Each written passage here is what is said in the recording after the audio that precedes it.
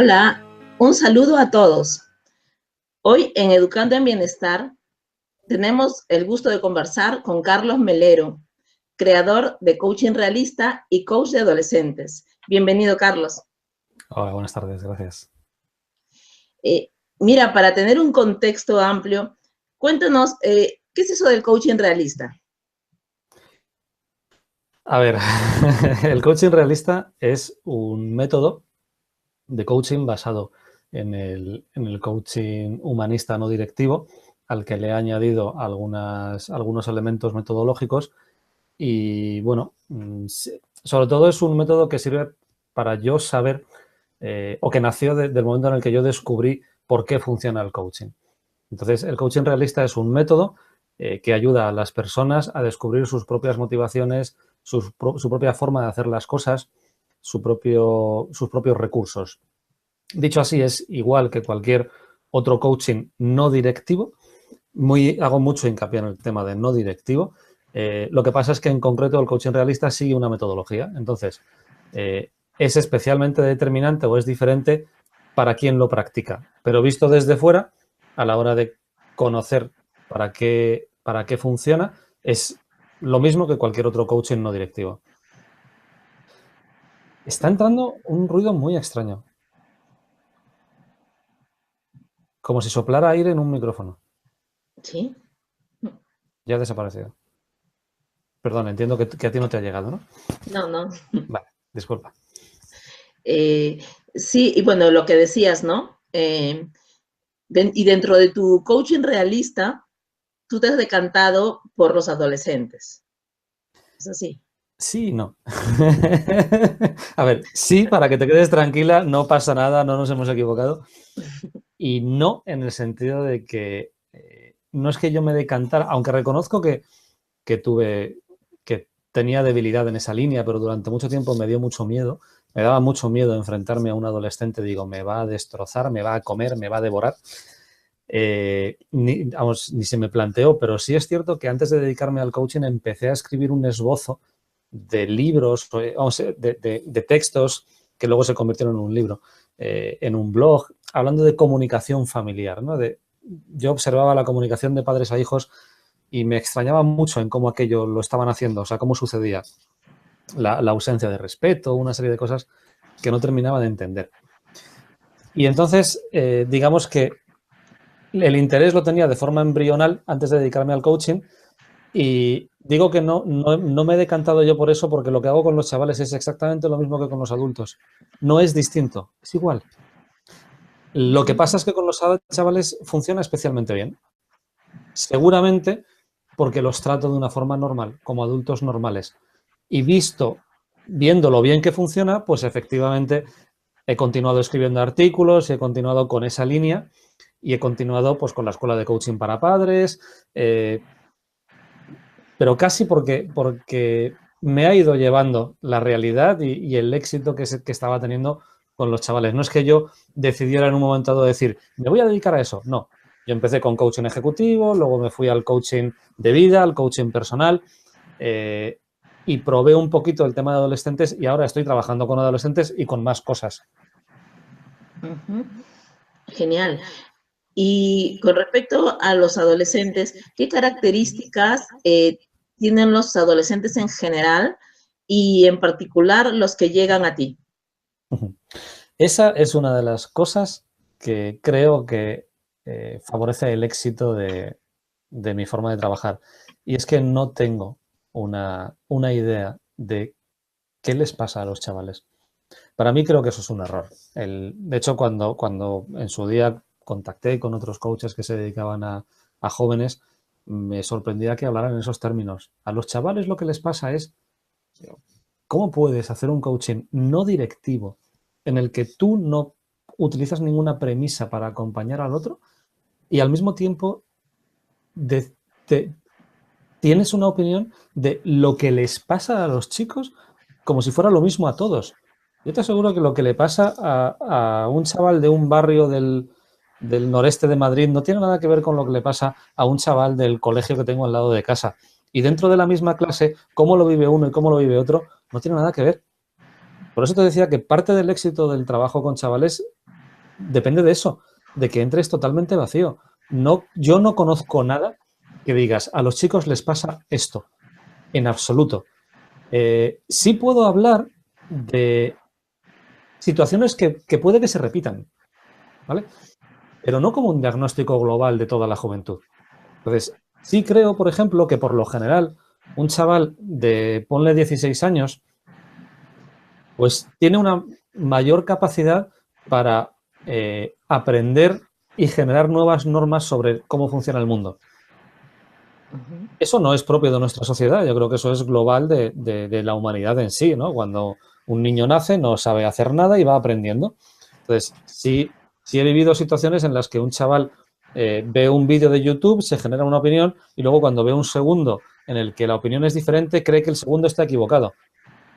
Pero yo apostaría a que si hubiera alterado el orden de visualización del vídeo, creería que el equivocado es el otro. Es decir, lo primero que capta es aquello que le genera la opinión.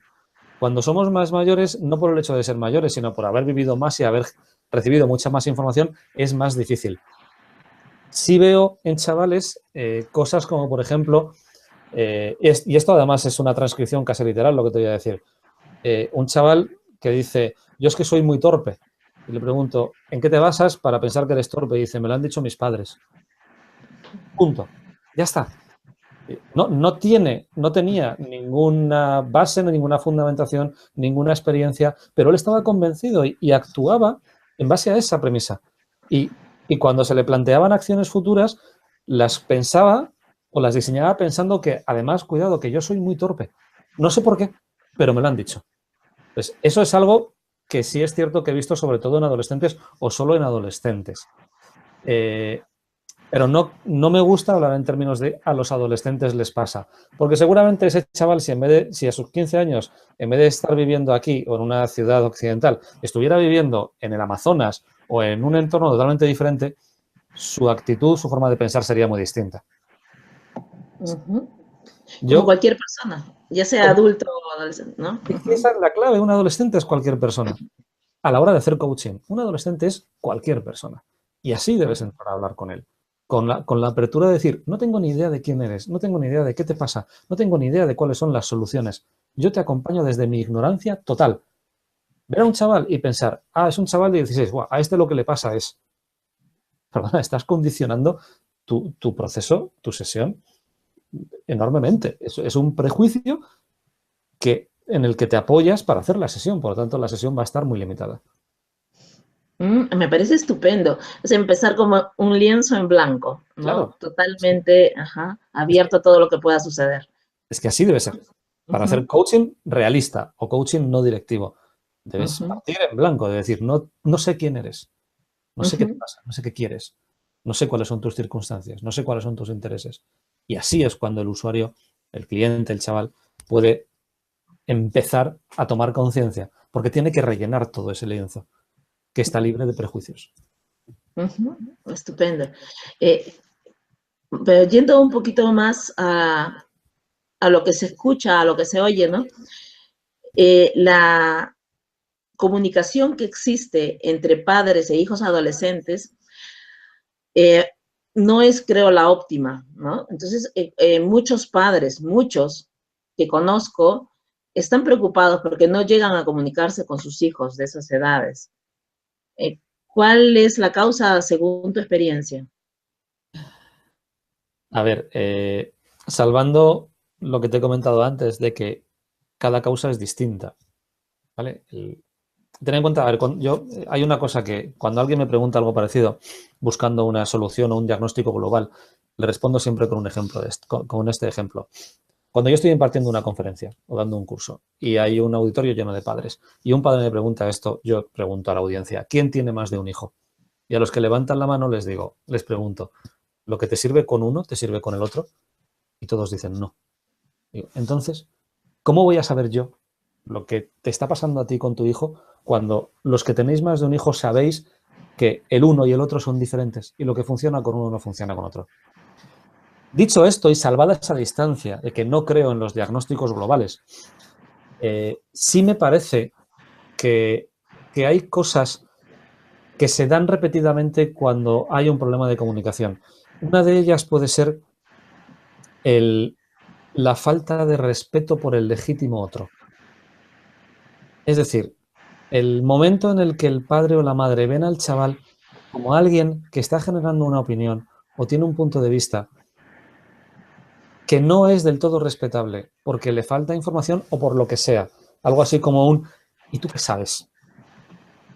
Entonces, cuando se comunica desde esa posición en la que yo sé más que tú, no hay una comunicación de iguales. Y sin embargo, el chaval, con sus 15 años, tiene a cuestas toda su vida, pasada, todos sus 15 años, y es todo lo que tiene. Él no sabe qué va a pensar mañana. Él sabe lo que ha ido viviendo y lo que ha aprendido. Y él tiene sus aprendizajes y sabe cómo funciona el mundo según ha ido aprendiendo. Hablar con alguien que no siente un respeto por él y por su punto de vista, pues entorpece muchísimo la comunicación. Eso es una de las cosas. Y hay otra que también he visto muchísimo, que es el exceso interés de los padres por el bienestar de los hijos, a pesar de los hijos. Es decir, que un padre o una madre quiera el bienestar de sus hijos, o del niño o del chaval, a pesar del propio chaval. Es decir, esto es lo bueno, esto es lo que te conviene, esto es lo que tú necesitas, esto es lo que tú quieres incluso, sin contar con él. Esto es lo bueno para ti, esto es lo que... A ti no te gustan las lentejas, que eso es algo relativamente fácil, ¿no? Es decir, bueno, sé que no te gustan, porque anteriormente no te han gustado y ya decido que no te gustan, pero claro, eso llévatelo a la vida, a los estudios, a la vida, a los amigos, al futuro. Como los padres de siempre intentan inculcar a los hijos cómo deben comportarse en el mundo, qué deben saber, qué les va a hacer felices. Tú necesitas una carrera, tú necesitas esto, tú necesitas aquello. Esa posición de decir, yo sé lo que tú necesitas por encima de ti mismo y te voy a obligar a hacer esto porque es bueno para ti, aunque tú no lo sepas y no te escucho. Ese es otro elemento, junto a la falta de respeto por el legítimo otro, son dos elementos que afectan muchísimo a la comunicación, porque se convierte en una comunicación unidireccional, en la que los padres no tienen interés por comprender el punto de vista de los chavales. Yo leí por ahí que decía que la sobreprotección es una forma de maltrato y de alguna manera, desde esa perspectiva, bueno, sin llegar a sobredimensionarlo, en alguna medida puede ser, ¿no? Y lo que decías de que los chicos ya tienen, o sea, ya tienen un criterio, sin embargo, es por parte de los padres desconocimiento, ¿no? Porque la mayoría de los padres, primero, que todo el mundo hace lo mejor que sabe con el conocimiento que tiene, ¿no? Y los padres piensan, la gran mayoría de los padres, que es su responsabilidad, ¿no? Decirle a los hijos lo que tienen que hacer y lo que es bueno para ellos, ¿no? Están convencidos de eso, es una creencia que es muy inherente a los padres, ¿no?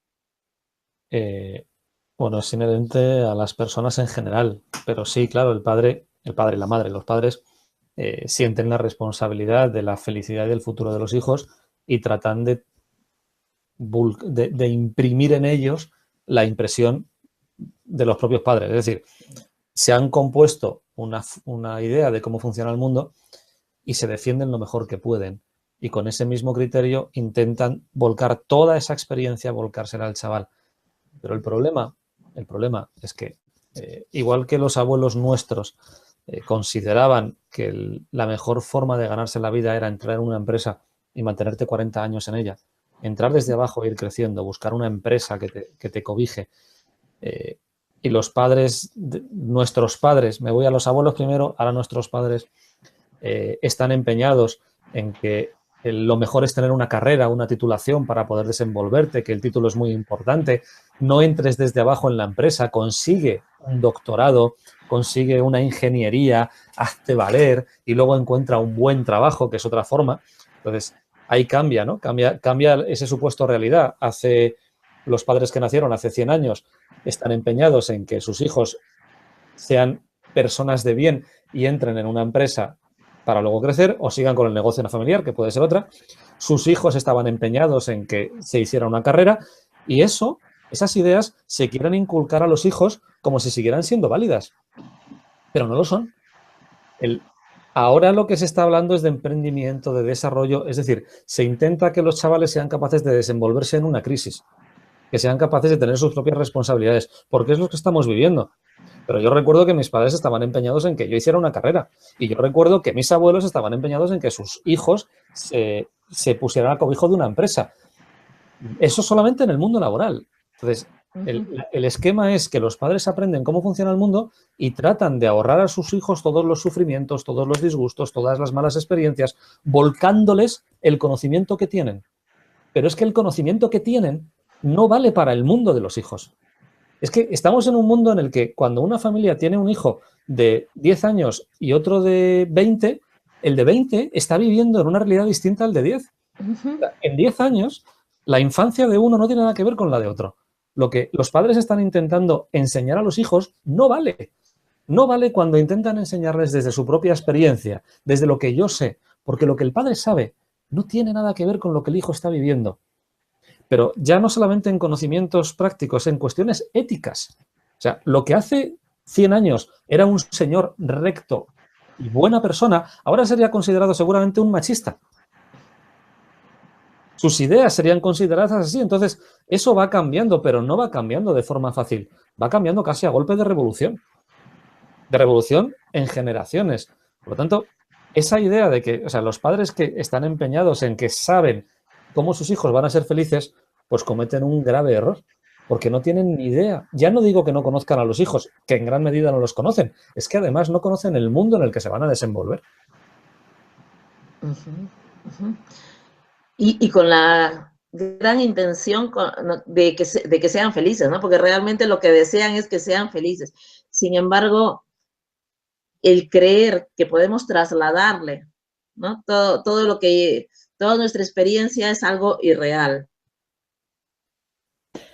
E inútil. Sí, e inútil, sí, exactamente. Y cuando los padres llegan a ti expresando de esto mismo, ¿tú qué les dices? ¿Yo qué les digo? Pues bueno, les digo más o menos lo que he dicho aquí y ahora y hablamos más despacio sobre cada chaval. Y lo que trato es precisamente de ayudar a los padres a cambiar la mentalidad. Porque no se trata de no proteger a los hijos, se trata precisamente de lo contrario, de protegerlos, pero contra cualquier cosa. No contra los males que sufrieron los padres. Los padres tienen ese vicio de decir, quiero que mi hijo no sufra lo que yo sufrí. Y tratan de prevenirlo contra las heridas de los padres. Y lo que yo les digo es, tus heridas son tuyas. Tu mundo es tuyo. Lo que a ti te pasó es tuyo. Lo que a él le va a pasar es totalmente diferente. Y lo que para ti fue importante puede que para él no. Entonces, si quieres tratar de ayudar a tu hijo a ser una persona feliz en el futuro, lo que necesitas es ayudarle a que tenga una plasticidad, a que se adapte a lo que quiera que venga. Porque si le das una rigidez de decir las cosas son así, se va a encontrar un mundo desconocido. Un mundo que no es como mis padres me contaron. Y entonces no va a saber desenvolverse. Cuando los padres me dicen ese tipo de cosas de es que no estudia, es que no hace no sé qué, yo pienso, es que eso te serviría a ti, para tu mundo en el que tú vivías. Si quieres ayudarle, primero conócele. Ayuda a averiguar qué está pasando. Quédate con una máxima y es que nadie se equivoca a propósito. Nadie comete un error intencionadamente. Por lo tanto, todo lo que tú ves en tu hijo que crees que es una equivocación, no lo está haciendo a propósito. No te enfades con él por equivocarse. Ayúdale a adaptarse a lo que vaya a venir. Por medio, bueno, ya el cómo hacerlo ya es otra cosa. Pero respondiendo a tu pregunta de qué les digo a los padres o cómo hablo con ellos, pues trato de decirles esto. No intentes inculcarle una idea rígida. Prepárale para un futuro desconocido. Y para prepararle un futuro desconocido no vale lo que tú sabes. Vale la flexibilidad de adaptarte a lo que quiera que venga. Estupendo. Y con respecto a cuando les dicen a los hijos qué carrera seguir, por ejemplo, ¿no? Porque no, por mil motivos, ¿no? Principalmente la económica, ¿no? Porque estas carreras en este momento son las que tienen mayor demanda, etcétera, por lo que, ¿no? Son más rentables. Con respecto a eso es la generalidad, ¿no? Hay hay un punto de vista que a mí me encanta y yo lo he visto también para trabajar con niños más desde pequeños, ¿no? Y es descubrir su propósito, ¿no? Ellos mismos. ¿Cómo, ¿Cómo es que encaminas tú este tema? Es bastante complicado. Hay una de las cosas que yo cambio. El propósito no los acompaño a descubrirlo, los acompaño a definirlo, a decidirlo. Es que hablar en esos términos de decir, descubre tu propósito, perdona, ¿hay un propósito? O sea, descubrir un propósito es como si el propósito ya existiera y lo tengo que encontrar. No es así. O sea, yo no respaldo la idea de que como que el universo tiene un plan para cada uno, cosas por el estilo. O sea, el universo, si existiera como entidad, seguro que tiene muchas cosas que hacer, más que dedicarse a un niño que está en un patio que... Pero bueno, aparte de eso, creo que hay una pequeña obsesión en ese sentido de encontrar el propósito, como si es una cosa que ya existiera y yo tengo que saber cuál es. No, yo los acompaño a descubrir cuáles son las cosas que a cada uno le gusta y a componer ese propósito, a decidirlo más que descubrirlo. ¿Mm? El, Ahí, si por ejemplo yo estuviera hablando con un chaval aficionado al deporte, aficionado al fútbol, esto lo hago mucho con ellos, ¿no? Les pregunto qué deporte, si practicas algún deporte, qué te gusta hacer, y a veces dicen, pues jugar a la consola, un deporte, no sé qué. El fútbol, por ejemplo. ¿Tú te imaginas si a un chaval le gusta el fútbol? ¿Tú te imaginas cuánto habría triunfado el mejor jugador del mundo? Voy a poner Pelé, para no entrar en disputas. Pelé, hace 300 años. Hace 300 años Pelé no habría sido nadie, porque no existía el fútbol. Pero sin embargo era un gran futbolista. ¿Qué tiene que hacer Pelé? ¿Buscar su propósito durante 300 años hasta que se invente el fútbol? Pues no. Lo que tiene que hacer, si quiere vivir feliz, es descubrir dentro de él y en base a su experiencia qué cosas le gustan, qué cosas le motivan y con eso componerse algo que le sea útil a él, que le sirva. Ese es un proceso de acompañamiento para ayudar a una persona a averiguar cómo quiere componer su futuro. Pero no solamente una carrera, hay muchísimas más opciones, muchas más posibilidades. Ujú. Lo primero que tienen que hacer es descubrir qué les motiva.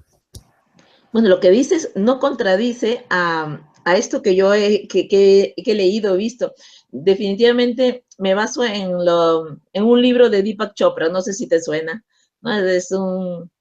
Es un médico hindú, Ujú. indio e hindú, de desarrollo, además que tiene libros de desarrollo personal y tal. Y él habla de, creo que son bueno, es un libro que es más bien espiritual, ¿no? Pero justamente habla de eso, que es lo que a nosotros nos gusta, al que el ser humano le gusta desde pequeño, ¿no? Es que está dentro de él ya, nace con esos gustos y si uno sabe orientarlos a los niños, está dentro de ellos ya, o sea, que viene, que venimos con eso, ¿no? Que Sí. venimos con eso. Ujú. Pues muchas veces nos gustan cosas y porque la sociedad dice X, no lo seguimos. Bueno, principalmente los padres, ¿no? O sea, si un niño hace un tiempo, en Perú, yo soy de Perú, entonces, si un niño hace un tiempo le gustaba cocinar, rápidamente los padres iban a decir, olvídate, olvídate eso, ni lo pienses, no vas a ser un cocinero porque no estaba bien visto, por lo menos hace unos años en Perú, ¿no? Actualmente están saliendo grandes cocineros. Coyunturalmente, ahora mismo se valora eso, ¿no? Ujú. Sin embargo, antes estaba muy mal y los padres iban a tratar a toda costa de que el niño no siguiera eso, por decir en ese caso, ¿no? El gusto por la cocina. Sin embargo, aquel niño podía tener dentro de él que esa era su vocación, ¿no? Entonces, un poquito por ahí va la cosa.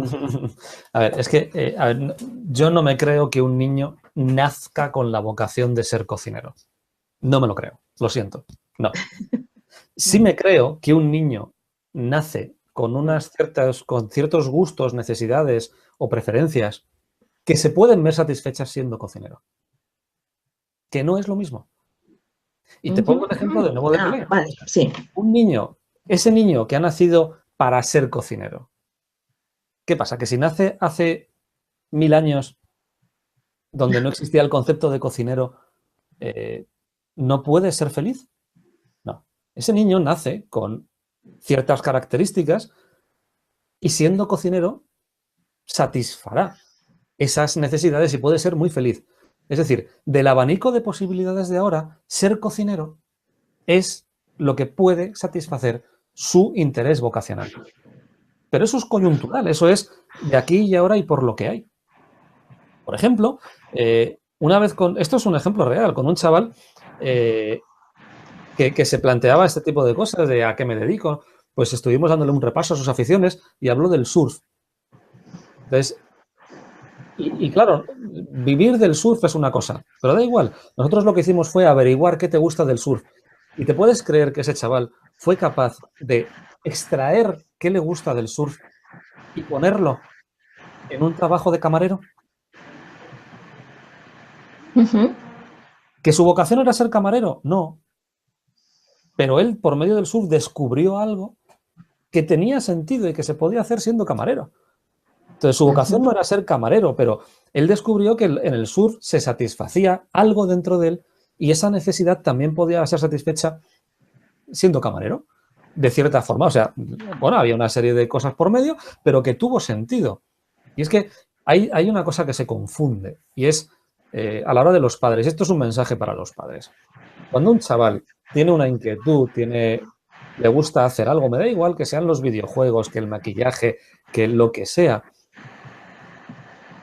desarrollar o avanzar o descubrir qué hay detrás de esa afición no significa que ese chaval vaya a intentar vivir de ello. Son dos cosas distintas. Si te gusta la cocina, no significa que tengamos que decir que no porque vas a intentar vivir de la cocina. No, son dos cosas distintas. Y esto todavía lo veo en adultos. Adultos que no desarrollan facetas vocacionales porque como de eso no podrán vivir. Pero no ves que es distinto. Que son dos cosas diferentes, que las puedes unir después. Pero no es lo mismo de qué vas a vivir y cuál es tu vocación o qué acciones te pueden resolver la vida. O te pueden, perdón, resolver las necesidades interiores. El intentar coger a un chaval y encajarlo dentro del abanico de posibilidades, pues se puede derivar en intentar coger un cuadrado y meterlo en la figura de un círculo. No tiene por qué ser así. Primero averigua cómo es tu chaval y luego mira a ver qué cosas hay en el mundo que le pueden satisfacer o permítele crearlas. Es que si no habría nada nuevo. Disney, por ejemplo, o cualquier cosa, cualquier novedad que haya aparecido, ha aparecido gracias a que alguien se ha cuestionado salirse de lo estipulado. Con respecto a lo anterior, quería decirte que nuevamente estoy de acuerdo contigo y vas a ver por qué. Estoy de acuerdo aunque no parezca en primer término. Primero que yo creo que toda mi vida, desde muy chiquitita, jugaba, desde que yo me acuerdo, a ser profesora. Y definitivamente fui profesora. O sea, yo creo que mi vocación en mí, que no es generalizado, lo tenía de siempre. O sea, yo nunca pensé en ser otra cosa. Para mí era y nadie de mi familia era profesor. O sea, no era que yo haya visto a alguien no, nadie. Además que ni querían serlo. Tampoco era como que era lo que más querían que sea yo profesora, no. Sin embargo, desde muy chiquitita jugaba a ser profesora sola, luego con los amiguitos, con las amiguitas, ¿no? Y para mí, cuando nos hicieron el test en el cole, bueno, en la secundaria, test vocacional, pues yo quería ser profesora. Yo no tuve nunca duda.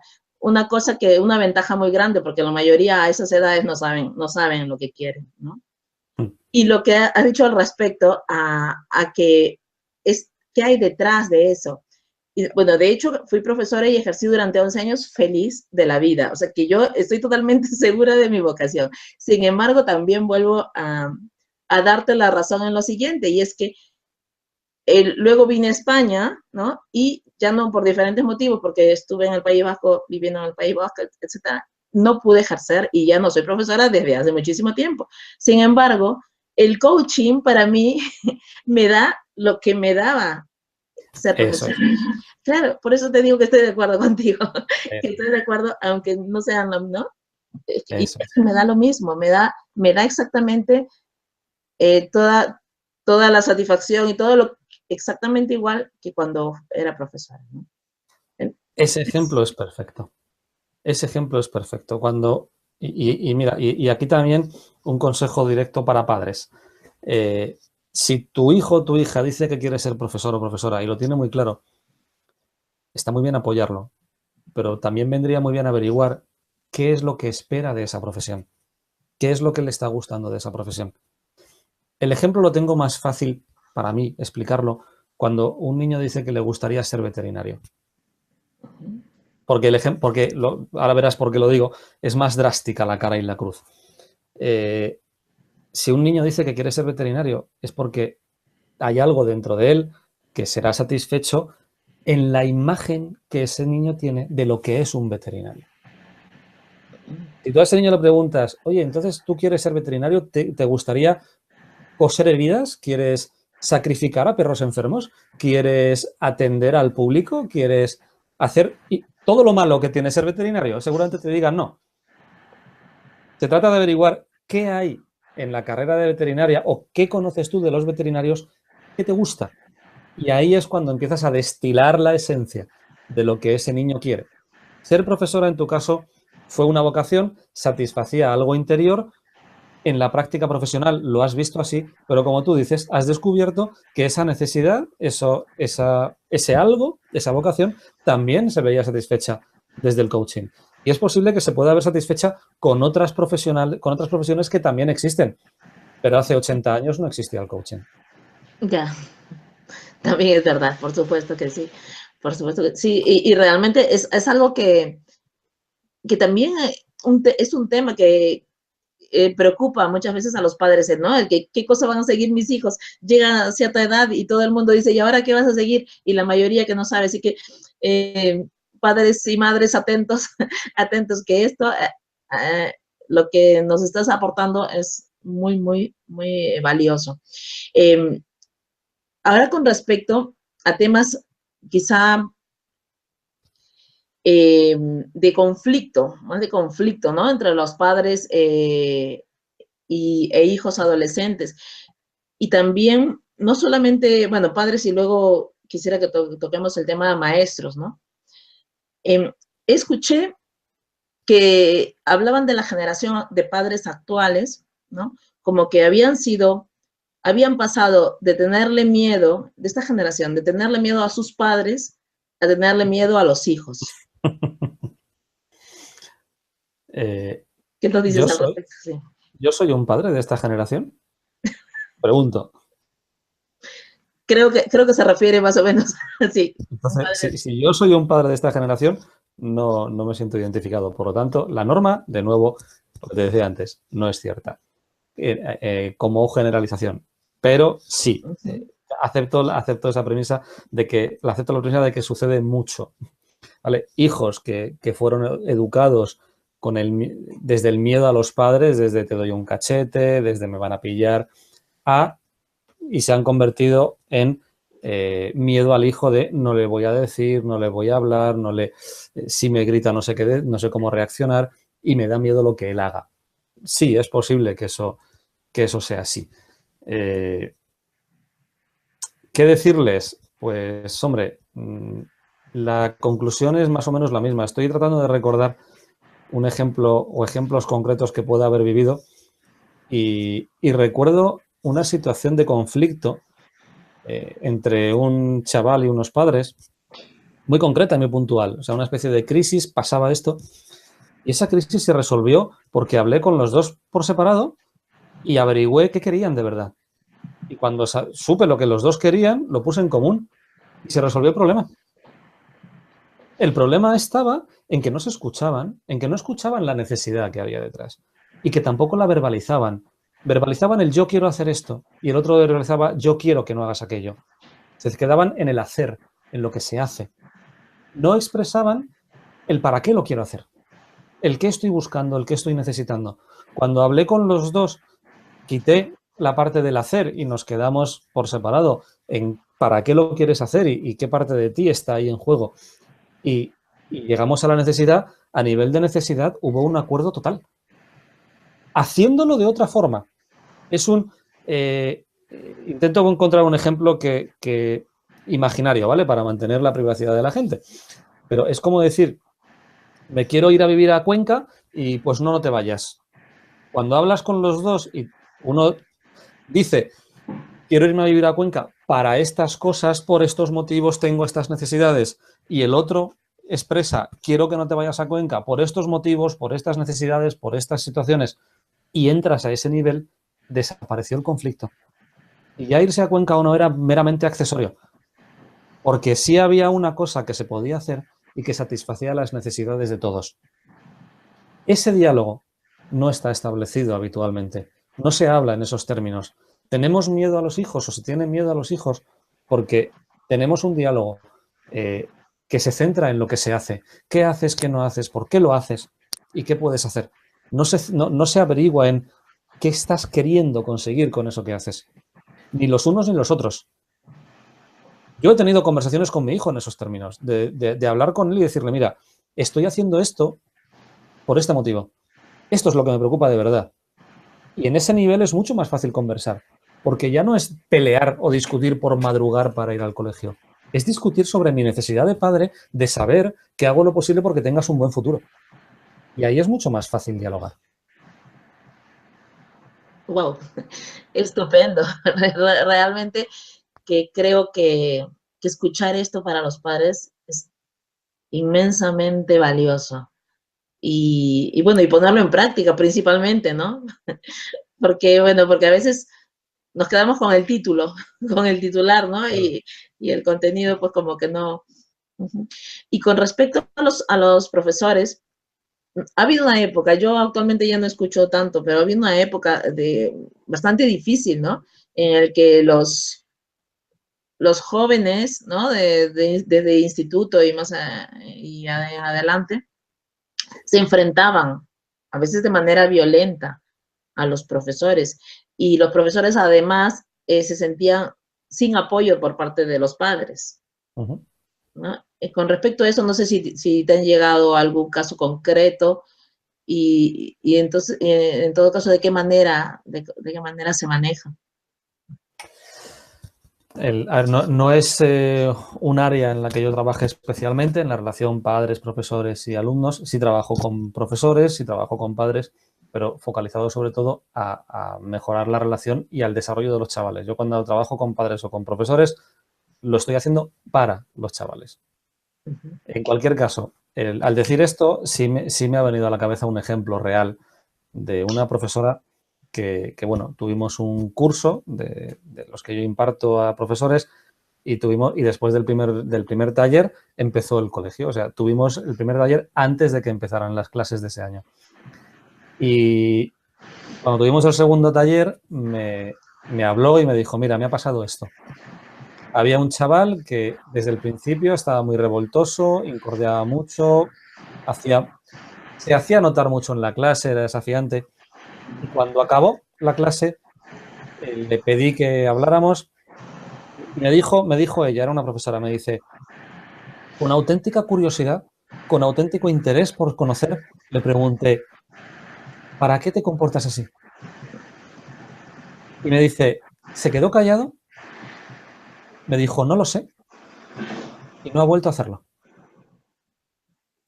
Esto es real, esto me lo dijo una profesora en un colegio y además creo que no hace ni un año de aquello. De nuevo, aquí la solución estaba en averiguar los auténticos motivos, motivaciones e intenciones del chaval. Respecto a la relación, lo que me has preguntado de la relación entre padres, madres, profesores, no tengo una respuesta. No. Sí me han llegado casos como este y te puedo hablar de casos concretos, pero no te puedo aportar mucho más. Lamentablemente no. En ese modelo de relación, al final, en mi modesta opinión, es una cuestión de diálogo de verdad, de diálogo de personas que hablan para dejar ser transformadas por el de enfrente. Eso no se produce. Si los padres realmente hablaran con los profesores y los profesores realmente hablaran con los padres, sería todo muchísimo más fácil. Pero yo creo que los padres exigen a los profesores exigen a los padres. Desde la exigencia no hay un acuerdo. Ujú. Quizá uno de los puntos es la escucha. La escucha. Sí, la escucha y escuchar qué. ¿Qué se escucha? Eso es muy importante también. Porque a veces se habla de la escucha como diciendo, estate atento a lo que te dice y ya, ¿y qué quieres luego? ¿Memorizarlo? O sea, está muy bien escuchar, pero ¿qué escuchas? ¿Escuchas la necesidad que hay detrás? ¿Escuchas la inquietud? ¿Escuchas lo que hace? ¿Escuchas lo que te cuenta o lo que crees que te quiere contar? ¿Qué se escucha? Pero sí, si fuera una escucha limpia, yo fíjate, más que la escucha, diría la curiosidad. La curiosidad es clave en el coaching. En el coaching a nivel profesional y en las relaciones personales entre padres, hijos, profesores también. Porque uno escucha aquello por lo que tiene curiosidad. Si tú hablas con alguien y tienes curiosidad por saber cuántas veces dice la palabra, la letra E, estarás muy atento a la letra E. Si tú hablas con alguien y tienes mucha curiosidad por saber cómo está viendo el mundo, escucharás cómo está viendo el mundo. Si hablas con alguien y tienes mucha curiosidad por saber qué ha hecho en el examen, escucharás qué ha hecho en el examen. Pero si lo que quieres es, tienes mucha curiosidad por saber qué expectativas tenía en el examen, escucharás qué expectativas tenía en el examen. Entonces, ya no solamente es escuchar, sino qué estás escuchando. Con intención. Con intención. Ujú. Estupendo. ¿Y qué opinas con respecto al bullying? Así. Todos los bullies. Mira, es que, a ver, está bien, de acuerdo. Entiendo que la pregunta tiene sentido. ¿Qué piensas respecto al bullying? Vale. No, pero es que yo creo a ver, voy a decir una cosa, espero que nadie corte el vídeo cuando termine esta frase y que escuche lo que digo después, ¿vale? Es que el bullying no existe, ¿vale? Y ahora lo explico. No existe, sí, cuidado. No digo que no existe como el bullying, el acoso. Algo que, por cierto, tampoco entiendo por qué se le llama bullying cuando en castellano sí tenemos una palabra que es acoso. Y lo digo yo que hablo de coaching, ¿vale? En inglés. Pero acoso sí existe, ¿no? El acoso escolar sí existe, pero cada caso es distinto, seguro. Seguramente. Y es muy posible que haya tipos y tipos de acoso y de acoso. ¿Qué es lo que yo pienso? Pues yo te puedo decir más que lo que yo pienso en qué me enfoco. Y es en la víctima. Y digo el término víctima. Bueno, no, me puedo focalizar en los dos. La verdad es que sí, porque creo que también he tenido relación con quien está en el otro lado, en el lado del acosador o del abusón. Insisto en que hay niveles. Yo creo que no puedes hablar del mismo acoso o mismo bullying de un niño que incordia al de al lado que de un niño que casi mata al de al lado, ¿vale? No es lo mismo. Son cosas diferentes. Pero sí me gustaría mucho establecer una conversación real y sincera y con auténtica curiosidad con el que acosa. Mucha curiosidad por ese niño que lo está haciendo, qué hay en su cabeza, qué es lo que está queriendo. Y también con la víctima, con la supuesta víctima. Y digo, a ver, lo llamo víctima para que sepamos de quién hablo. Pero evidentemente si yo hablo con una... Esto sí me ha pasado. Si yo hablo con un chaval que dice estar sufriendo acoso, fíjate lo que acabo de decir, ¿eh? Dice estar sufriendo acoso, no lo trato como víctima. Lo trato como una persona que está viviendo una situación y trato de averiguar qué situación está viviendo. Si él me dice, me están acosando y yo digo, me compongo una idea de lo que significa el acoso, pues esto hila mucho con lo que hemos empezado a hablar. Cojo su historia y la meto en mi interpretación. Pero no trabajo así. Yo lo que hago es escuchar a la persona, ver qué es lo que él está entendiendo como acoso y ver qué puede hacer ahí. Cómo puede pasar de víctima a protagonista. ¿Qué puede realmente hacer en esa situación? Tengo mucha curiosidad por saber qué hay en la cabeza de un chaval que hace eso. También depende de lo que esté haciendo, pero en general tendría mucha curiosidad por saber qué es lo que hace. Lo que sí tengo claro es algo respecto al acoso en general. No estoy de acuerdo con sostener una actitud de venganza hacia el que hace el daño. pero ni en el acoso ni en la sociedad. O sea, a ver, entiendo que deba estar, ¿de acuerdo? Yo no voy a cuestionar que esté el castigo, no lo estoy cuestionando, pero sí creo que tiene un enfoque más de venganza que de reincorporación. Es un castigo de te lo mereces más que una acción de resolver una situación. El tema del acoso en general creo que es muy delicado, es muy, muy delicado. Creo que ahora mismo se habla del acoso a lo mejor con demasiada alegría. Creo que hay situaciones suficientemente dramáticas como para que no, como para que distingamos. O sea, creo que hay situaciones suficientemente dramáticas como para que distingamos lo que es un acoso molesto, muy molesto, a un acoso que realmente puede provocar secuelas, puede provocar maltrato físico y puede provocar un adulto insano. Eso es una cosa y me da la sensación, y solo es una sensación, de que se habla con cierta libertad de ello. Y es una pena porque creo que hay unos casos muy importantes que deben ser tratados que a lo mejor se están diluyendo por el hecho de estamos hablando de acoso con cierta, o de bullying con cierta alegría. En cualquier caso, tampoco es mi área de especialidad. No trabajo mucho, o sea, no me considero un experto en acoso en absoluto. Sí he trabajado con chavales que estaban viviendo esa situación y además en los dos lados. Y mi actitud sigue siendo la misma. ¿Qué está pasando en la cabeza de una persona para ser víctima y qué está pasando en la cabeza de una persona para ser acosador? Ujú.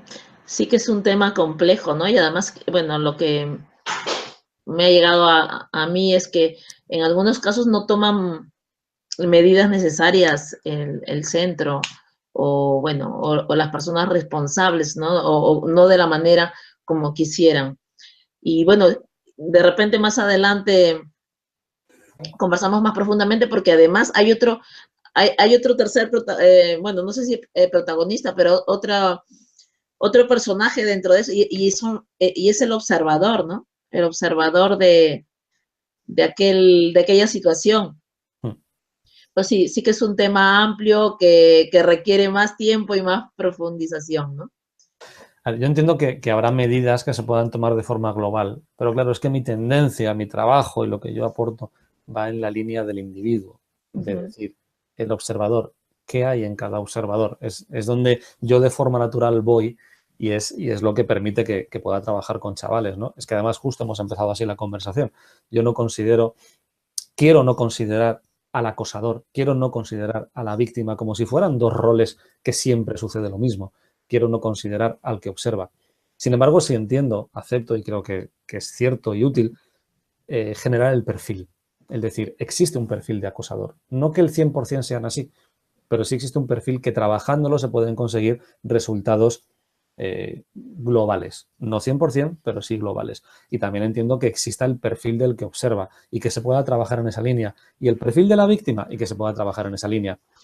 En una proporción, seguramente, bueno, ya existe esto está dicho por otra persona, del 80-20, que con el 20% del esfuerzo puedes conseguir el 80% del resultado. Pero luego están las individualidades. Entonces, evidentemente, el tema del observador es importantísimo porque crea la sociedad. El observador es la sociedad. En una clase de 30 chavales, si uno acosa y otro es víctima y los rodean 28 observadores, esos 28 observadores son la sociedad y la sociedad permite eso o no lo permite, o lo tolera o no lo tolera. Por lo tanto, trabajar en el observador es importantísimo porque son el cultivo, son el agua en el que nadan ambos. Si un chaval que acosa se encontrara en una sociedad, es decir, en un aula en la que eso no se permitiera, no lo haría. Si el observador se convierte en influyente, efectivamente eso no sucedería. Y estoy de acuerdo en que influir en el observador puede provocar un resultado fabuloso, mayor que tratar de solucionar el problema del acosado o de la víctima. Porque cuando el acosado lo es, significa que sea lo que sea, ya está sucediendo. Ujú. El observador provoca o puede llegar a provocar que el acosador no aparezca. No sé si me explico. Sí, por supuesto que sí. Es muy importante, realmente muy importante el papel del observador y cómo se está manejando esto, ¿no? Cómo estamos educando a los niños para ser meros observadores, ¿no? Que no pasa nada, estamos viendo ahí lo que está sucediendo y no pasa nada, o de qué manera podemos influenciar, ¿no? Yo creo que este tema, lo que decía, ¿no? Es amplísimo, muy, muy profundo, como tantos otros. Fíjate que ya se nos está acabando el tiempo y yo me quedo con muchas ganas de seguir conversando contigo en cada uno de los temas que hemos tocado y más, ¿no? Porque, bueno, nos estás dando muchísimos aportes y, Carlos, te agradezco mucho por tu presencia aquí en Educando en mi... ¿Qué último mensaje les dejarías a los padres esta vez? Porque pienso contar contigo más veces, ¿eh? Encantado. Wow, un mensaje a los padres. Esto se avisa. A ver, un mensaje para los padres. Pues mira, se me acaba de ocurrir una cosa. Conoce a tu hijo. Conoce a tu hijo desde tu hijo. Porque muchos padres dicen, si yo lo conozco, lo conoces desde ti. Animo a los padres a que conozcan a sus hijos desde los hijos. Que se tengan curiosidad por comprender cómo el hijo ve el mundo. Y eso solo se conseguirá con conversación, con escucha, con interés, con curiosidad y eliminando las ideas prefijadas de cómo son las cosas. Sí, eso sería fabuloso. Si los padres o cuando los padres tengan auténtico interés por comprender al hijo y conocer al hijo que es. Sí. Si te vale como Estupendo. mensaje. Claro que sí, claro que sí. Como reflexión final y nuevamente muchísimas gracias. Nos quedamos con eso y muchísimas gracias, Carlos. Muchísimas gracias a todos los que nos están viendo y escuchando en estos momentos.